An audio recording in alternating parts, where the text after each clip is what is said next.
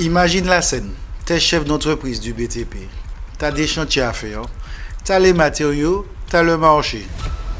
Mais t'as pas d'ouvrier. Et de l'autre côté, il y a un jeune de 22 ans qui est NEET, c'est-à-dire ni emploi, ni études, ni en formation. Il cherche du boulot. Il ne sait pas quoi faire de sa vie. Ces deux personnes-là, elles devraient se trouver.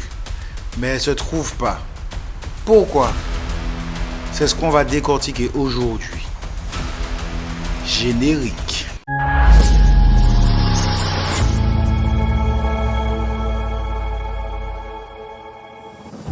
Alors, mon là, nous sommes plus de 452 abonnés sur TikTok. Je vais vous demander de m'aider à rapporter le challenge des 500 abonnés sur TikTok sur la page Décoffrage. Et sur la page YouTube, vous êtes 62 abonnés. Alors, je vais vous demander de vous abonner, de me permettre de remporter, le challenge de 100 abonnés. Alors, je compte sur vous, mon là. Sur ce, bon visionnage.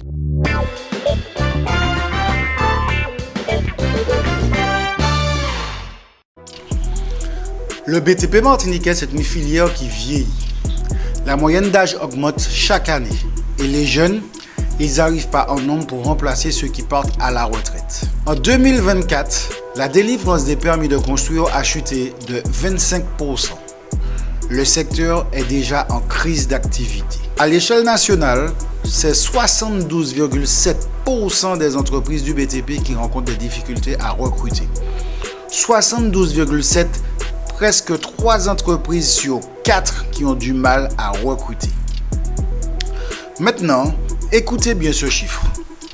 21% des jeunes martiniquais entre 15 et 29 ans sont en NEET. Ni emploi, ni études, ni en formation. C'est 2 fois plus qu'en France.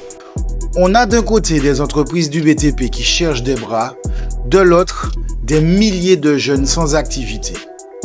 Le problème, c'est pas le nombre, c'est la connexion.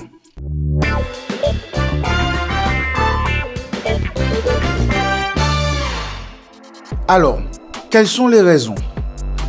Raison numéro 1, l'image du BTP. C'est le premier frein. Dans des familles martiniquaises, quand un jeune galère à l'école, on lui dit « Quoi? Bon, tu iras dans le BTP. » Le BTP s'est perçu comme le dernier recours. Pas un choix, une consolation. Et pourtant, les professionnels du secteur sont unanimes. C'est 1000 métiers différents.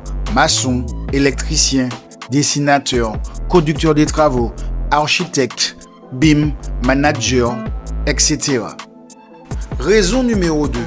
La pénibilité perçue. Travailler dehors sous 30 degrés, porter des charges, se lever à 5 heures du mat, les genoux qui lâchent à 45 ans. La génération actuelle, elle a grandi avec un portable et des ordinateurs. Elle veut un bureau, la clim, un écran. Les jeunes optent pour des formations plus modernes et veulent travailler sur un ordinateur. Raison numéro 3. La rémunération des apprentis et les délais de paiement. Je vais vous dire quelque chose que beaucoup ne savent pas et que les professionnels du BTP martiniquais devraient crier sur tous les toits. La convention collective du BTP en Martinique, c'est la meilleure convention collective de France.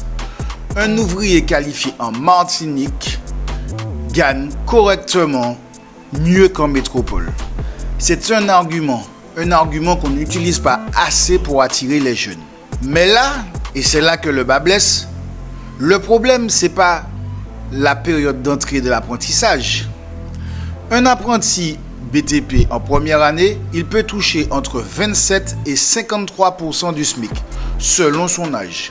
C'est peu, très peu, surtout quand le prix de la vie en Martinique est parmi les plus élevés de France. Le jeune voit la galère de l'apprentissage. Il ne voit pas encore le salaire qui l'attend au bout. Et personne ne lui montre la trajectoire complète. Et par-dessus ça, les délais de paiement.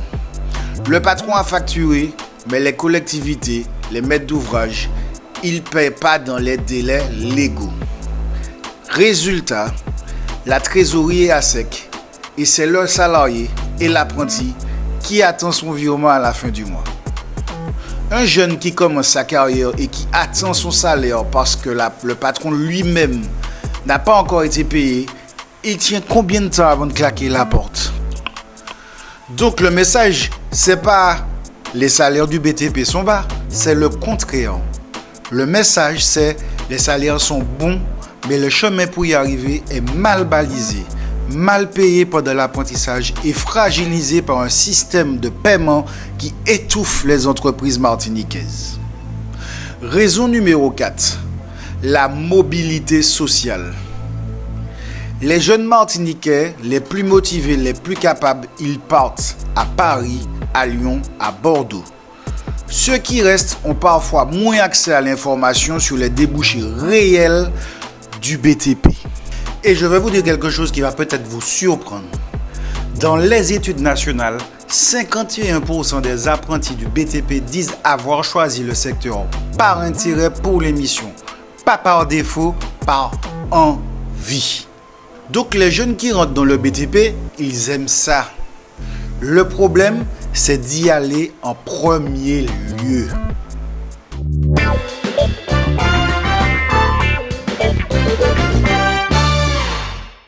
Je ne vais pas faire un épisode qui parle juste de la France en général. Parlons de chez nous. Premier point, l'exode des diplômés. La Martinique perd ses jeunes formés. Ceux qui font un BTS bâtiment, un DUT génie civil, une licence pro construction. Beaucoup partent en métropole pour travailler et ils ne reviennent pas. Résultat, le tissu local manque de cadres intermédiaires. Conducteur de travaux, chef de chantier, dessinateur. Deuxième point, le recours à la main-d'œuvre extérieure. Des entreprises martiniquaises font venir des ouvriers de l'extérieur parce qu'elles ne trouvent pas localement. C'est une contradiction énorme. On a 42 200 demandeurs d'emploi inscrits à France Travail en Martinique fin 2024 et on importe de la main-d'œuvre. Troisième point, le CFA BTP. Les jeunes connaissent, le problème, c'est qu'ils n'ont pas envie d'y aller. Le CFA BTP a du COS certifié Calliope. Les jeunes Martiniquais en ont entendu parler. C'est pas un problème de méconnaissance, c'est un problème de désirabilité. Et surtout, un problème d'ambassadeur. Regardez les autres secteurs en Martinique. La restauration a ses chefs reconnus, ses concours, ses figures publiques. La santé, ses médecins connus de tous. Même des filières plus récentes comme le numérique commencent à avoir leur visage, leur modèle. Le BTP martiniquais, ses ambassadeurs, ils sont inexistants. Citez-moi un chef d'entreprise BTP martiniquais connu du grand public. Un conducteur des travaux qui parle dans les médias. Un jeune maçon ou électricien qui raconte son parcours sur les réseaux et qui donne envie. Vous ne trouverez pas. Parce qu'il n'existe pas. Ou en tout cas, il ne se montre pas. Un jeune qui cherche sa voie, il s'identifie à quelqu'un. Il a besoin de voir quelqu'un qui lui ressemble, qui vient d'où il vient et qui réussit dans le BTP. Sans ce modèle-là, le secteur reste abstrait. Et ce qui est abstrait, on n'y va pas. Le problème, ce n'est pas l'offre de formation, c'est l'absence totale de figures qui incarnent et font rayonner ce secteur.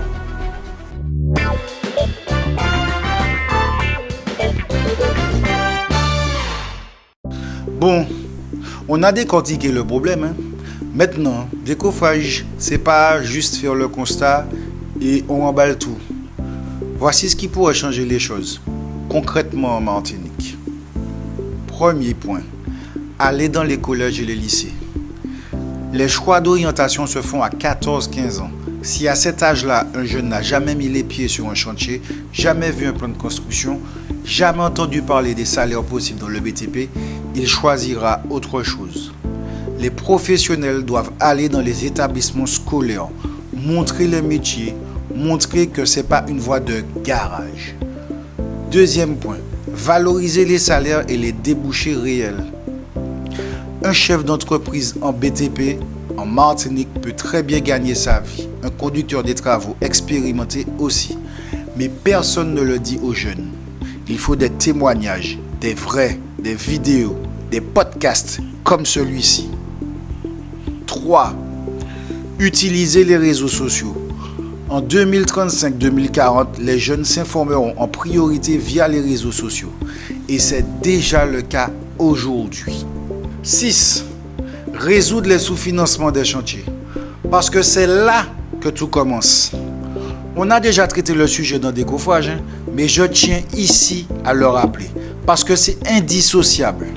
Un patron ayant un marché public, il avance les matériaux, les salaires et les charges. Et il attend 30, 60, 90, parfois plus, avant de toucher son premier euro de la maîtrise d'ouvrage. C'est ce qu'on appelle le sous-financement structurel. Qu'est-ce que ça change pour les jeunes? Tout. Quand la trésorerie est à sec, le patron ne peut pas embaucher en CDI. Il fait du day labor, de l'intérim, des CDD courts.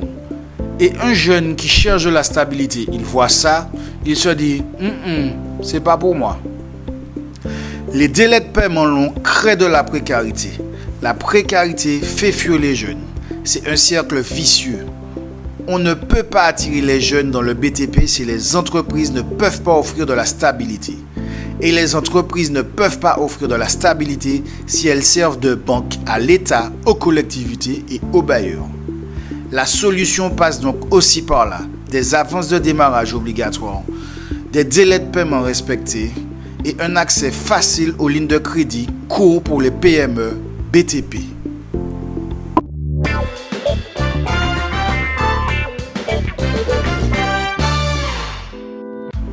On a commencé cet épisode avec deux personnes qui devraient se trouver et qui ne se trouvent pas. Le patron du BTP qui cherche des bras, le jeune Martiniquais qui cherche sa voie. Le problème, c'est pas la volonté. Les jeunes qui rentrent dans le BTP, ils aiment. Les entreprises qui forment des apprentis, elles les gardent. Le problème, c'est la rencontre, l'information, l'image. Le BTP martiniquais, ce n'est pas une voie de garage, c'est une voie royale.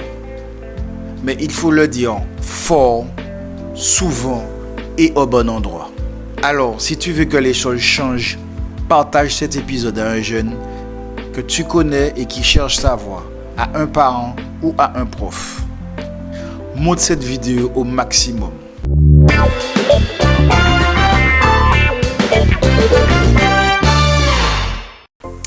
C'était Décoffrage.